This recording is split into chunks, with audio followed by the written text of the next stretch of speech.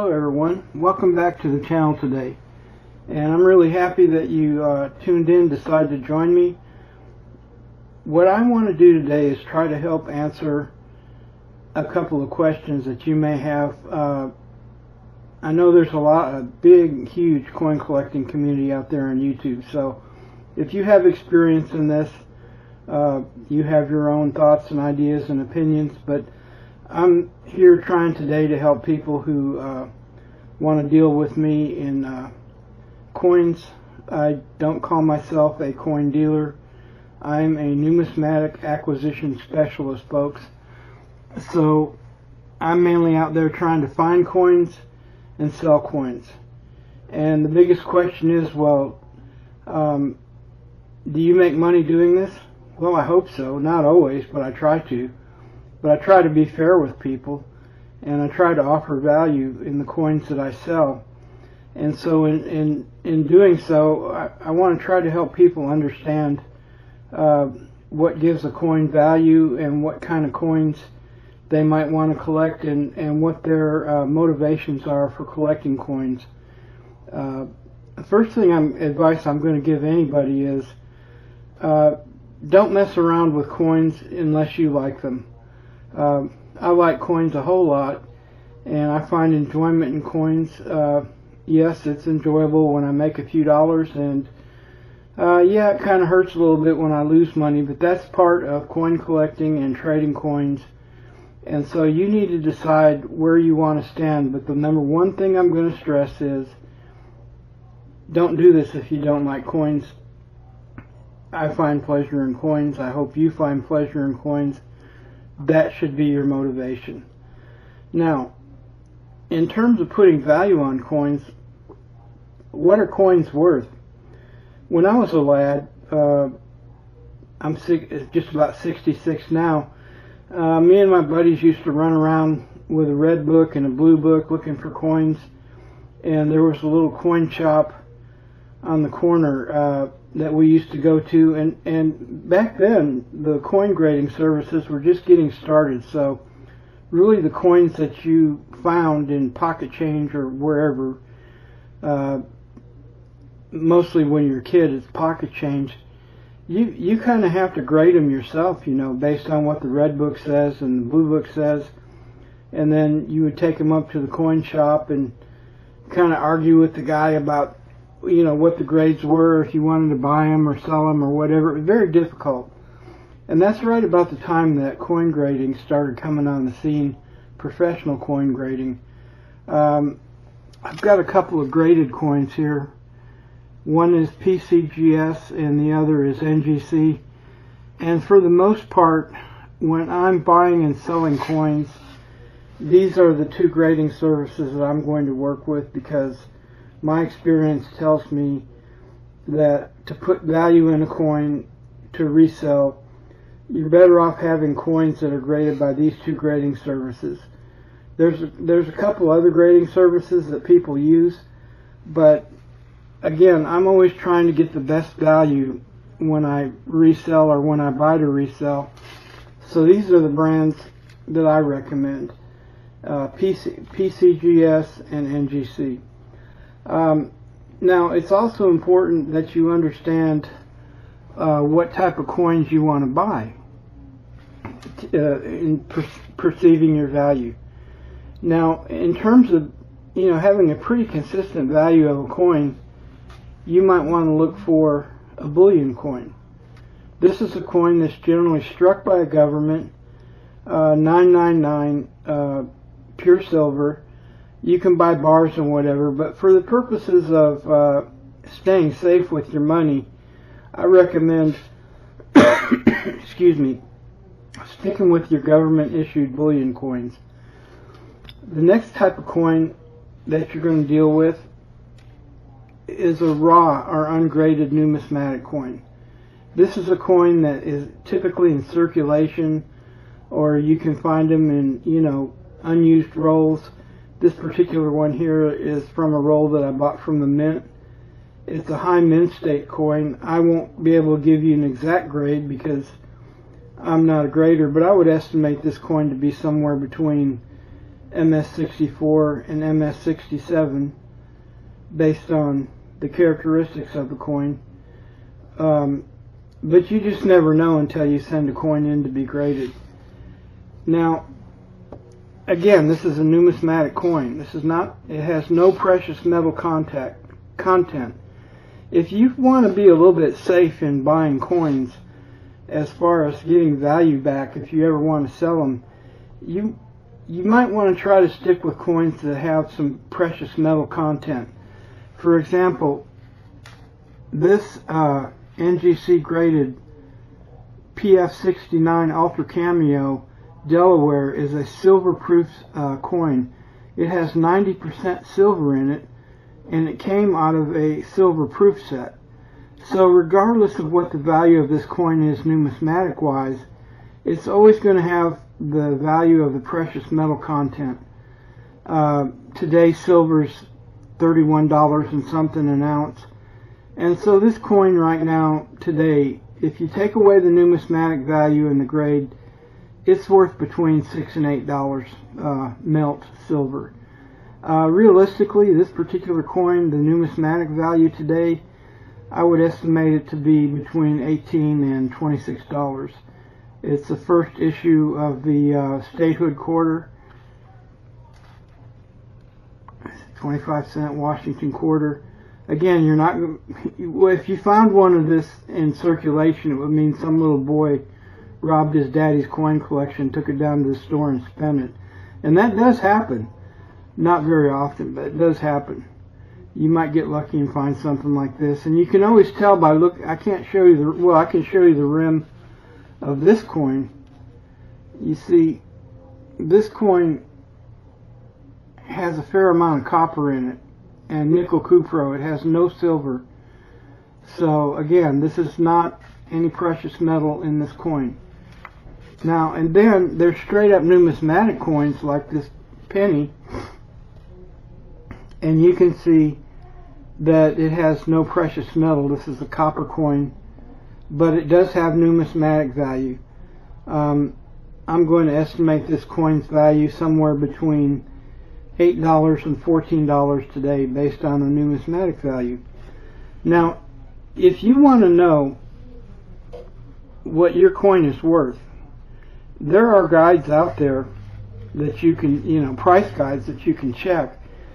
But for the most part, in my opinion, folks, price guides and different things are pretty much meaningless. If you actually want to know what a coin is worth, it's worth whatever anybody's willing to pay you at that particular time as you want to sell it. The value of coins is like water running down a river. It flows. It goes up and it goes down. At any given time of the day and any given time of the year, I defy you to put a price on a coin. Now, that you can actually say this is what this coin is worth. There's some coins that are like antique coins that are collected by people that have, means to collect expensive coins, and those coins kind of like trade on a different level. The kind of coins I'm talking about are the kind of coins that you're going to start off with a collection. And you want to be careful that you don't make mistakes when you're buying and selling coins. I am typically not going to sell raw coins that don't have really good eye appeal or minimal wear or a high MS coin, mint state coin. I'm not going to pull coins off the street and try to sell coins. I want to try to sell coins that you can collect and be proud of and give you a chance at maybe getting a return later on down the road if you want to pass them off to your grandkids or sell them sometimes. But if you buy the right coins, you're always going to preserve some value and you may make a profit. Let me give you another example of how the coin market works. I mentioned that if you want to really know what a coin is worth, the values flow. There's a marketplace for coins, Coins are trading 24 hours a day, 7 days a week. And the best example I can give you of that is eBay. And, you know, that's where many common individuals go to resell their marketable coins. Now, I'm not talking about the kind of coins that Heritage Auctions and some of the big boys sell at, you know, Stacks and those types of auctions. These are everyday coins that everyday people trade.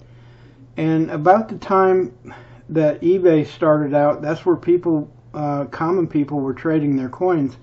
And all of a sudden, one day, Beanie Babies hit the scene. And how did that happen? There are market influences that will influence the value of your coin or any commodity you're trying to buy and sell.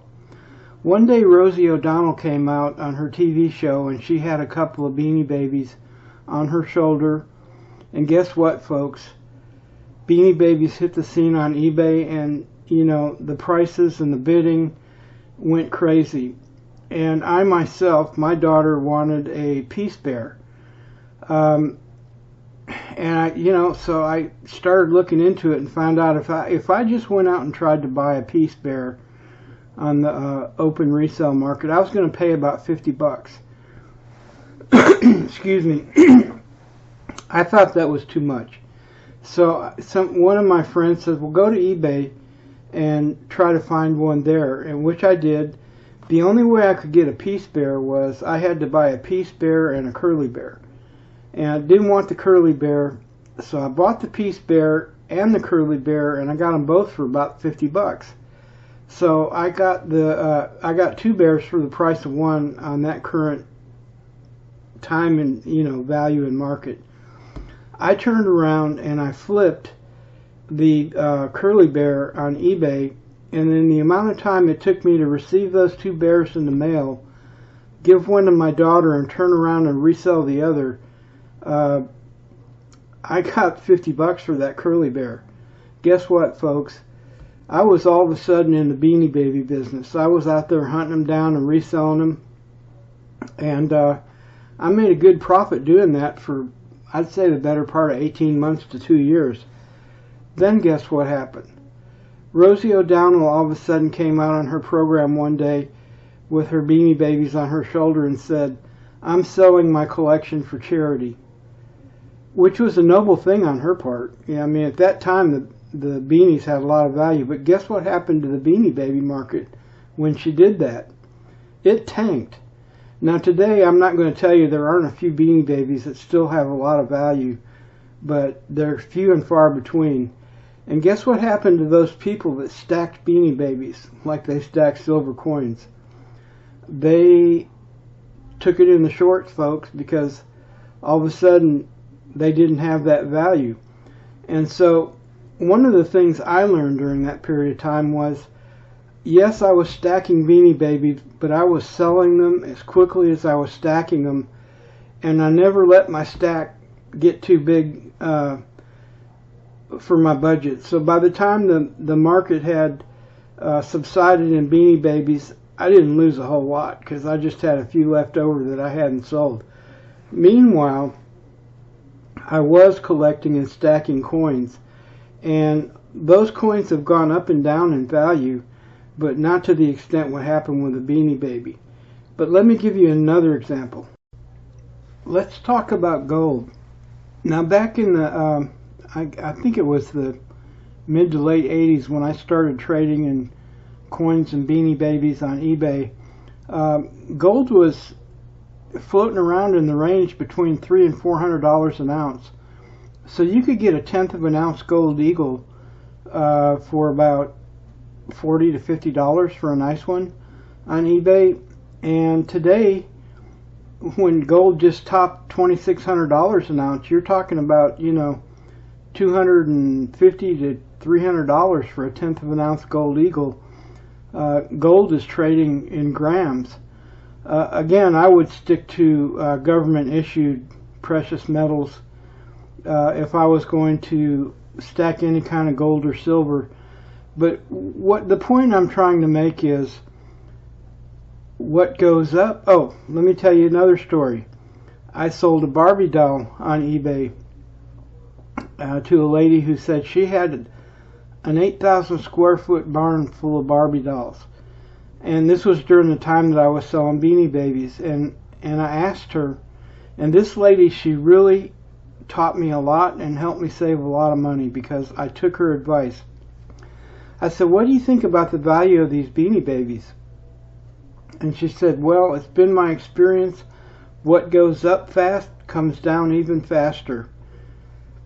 And every time I went out and bought Beanie Babies to resell, I kept that in the back of my mind, and I didn't let too many of those Beanie Babies accumulate in my inventory. I kept them coming in and going out. But my point is, I have personally lived long enough to see gold in the $300 to $400 an ounce range, and now I see gold trading in the $2,000 to $2,600 an ounce range, and which is fantastic, especially for people who are holding gold. But there are things that will influence the price of gold, and if it can go up to $2,600 an ounce, it can certainly go back down to $300 to $400 an ounce. So you've got to be conscientious of how much gold you're holding, for what reason, and how long do you want to hold it. Everybody has different reasons for buying gold, but there are market influences that affect the price of gold. And right now, while there's tension on the oil industry and tension in the banking industry and overburden in debt, government debt, yes, the gold values are high.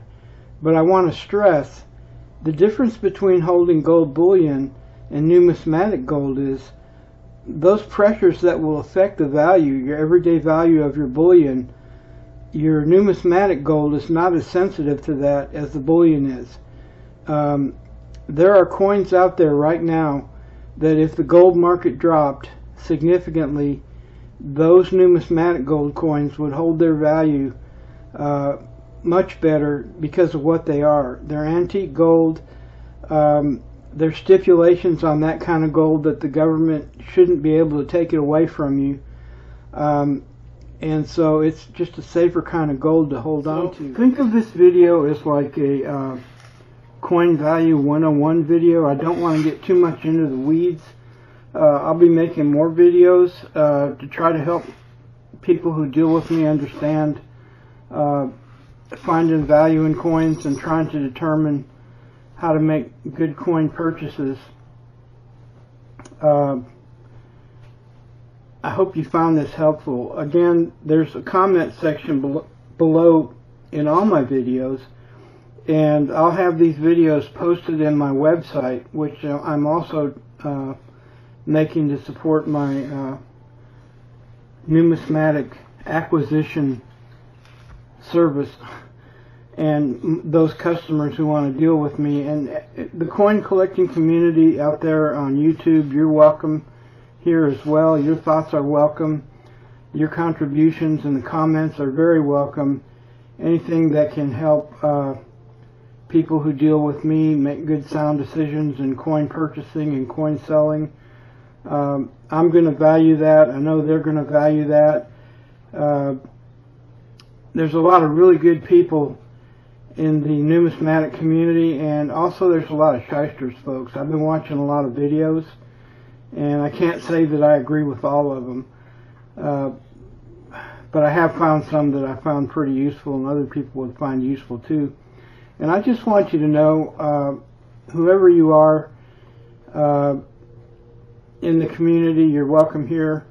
And I want to say, I also making these videos for my neighbors and friends here at Alders Magnolia, where I live. I have plans to, on October the 24th, I'm going to be showing some coins and cleaning some jewelry in the Magnolia pub. Since I've been living here, I've had any number of folks come up and show me some of their collectibles and ask me questions.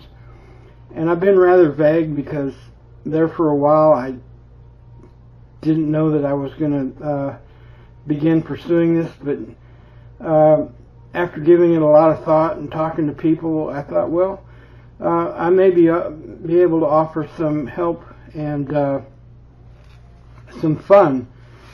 Coin collecting is fun, and owning some of these coins is fun. So I'm going to see how that works. If you're interested here at Alders, you're welcome to participate, and if you're not interested, I understand that too. There's no high pressure in what I'm doing. Right now I'm mostly dealing on eBay, where I've been successful for a long time. If you go look me up on eBay, you'll find that I've sold thousands of coins to many thousands of happy customers, and I'm doing it again. So anyway, folks, thanks for stopping by, and I look forward to seeing you again real soon. Hey, subscribe to my channel. Click the notification bell so you know when I post new videos. Give us a thumbs up, please. And just know that you're welcome here, and we look forward to seeing you again real soon. God bless, and have a great day.